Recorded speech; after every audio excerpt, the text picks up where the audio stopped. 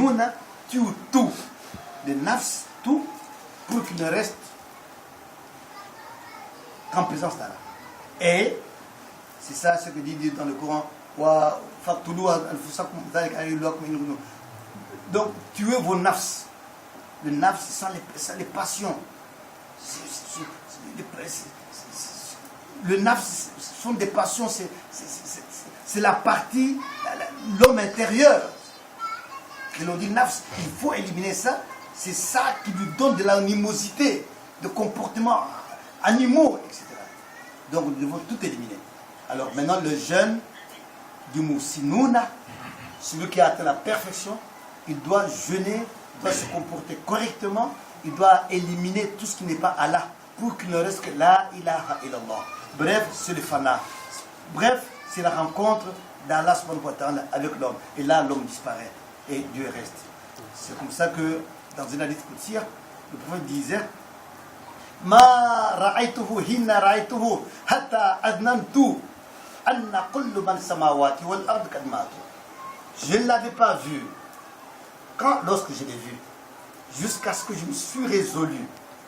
J'ai pensé, j'ai cru que tout ce qui était dans les cieux et sur la terre était déjà mort. C'est que tout était mort, tout n'existait pas, il n'y avait que Allah qui existe. Et quand vous devez arriver à ce niveau, vous êtes arrivé au niveau de la perfection. Donc rien ne doit exister.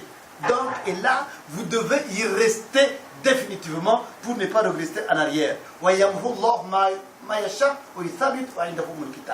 là, vous devez rester là-bas, planté, cramponné dans la présence d'Allah.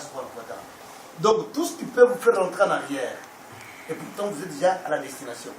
Vous devez jeûner, vous devez, tout ce qui peut vous empêcher, tout ce qui peut vous faire rentrer en arrière, vous devez tout faire pour les mettre de côté.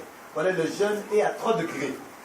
Donc, le Missa bin Mariam, le saint prophète Mohammed sallallahu alayhi wa sallam, les Sahaba, les Koutoubou, les Wali, ne croyez pas que tout le monde jeûne de la même manière. Chacun jeûne selon la capacité, chacun jeûne selon le degré qu'il a atteint. Les jeûnes ne sont pas identiques. Un musulman jeûne au moyen du corps, tandis qu'un croyant, il combat le nafs, les passions et tout. Il jeûne pour pouvoir bien marcher. Et enfin, un moussinour, celui qui a atteint la perfection, combat au moyen de toutes les 3 parties de l'homme. Puisque l'homme a le corps, il a le nafs, il a le roux. Et quand déjà c'est le roux qui reste, tu as combattu le corps, tu as combattu le nafs, il n'y a maintenant que la partie divine qui reste. Salam alaikum.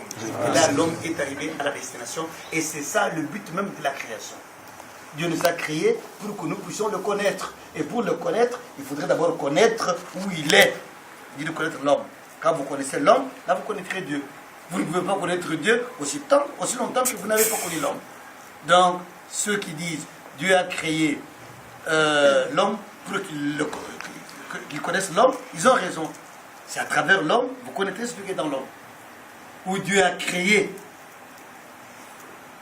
l'homme pour qu'il connaisse Allah. Ils sont allés beaucoup plus à besoin et c'est ça la destination. Donc bref, le jeûne, c'est un acte d'adoration qui n'est pas compliqué, mais que chacun est appelé à accomplir selon le degré qu'il a atteint, selon le degré de compréhension qu'il a, la ma'rifatullah, les connaissances divines. Quand vous serez baigné dans cet océan de connaissances, à travers l'acte que nous avons le fana, la mort spirituelle, c'est alors que vous allez puiser et vous aurez une compréhension soutenue. Je crois que chacun pourra comprendre selon son degré. Mais bref, le jeûne se situe à 3 degrés. C'est vraiment complexe, mais ce n'est pas complexe pour celui qui a une compréhension soutenue, qui a de la ma'rif, celui qui a déjà une ouverture spirituelle peut comprendre facilement de quoi s'agit-il. Salam alaikum. Je crois que c'est en quelques mots ce que je voulais expliquer sur le jeûne. Et demain, après-demain, nous pouvons toutefois continuer. Comme nous avons nos frères qui sont venus nous rendre visite, c'est vraiment un honneur.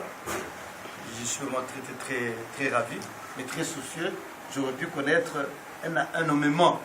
Ça m'aurait fait vraiment grand plaisir si j'étais venu toute une année sans se voir, en s'expédiant de bonjour et de bonsoir.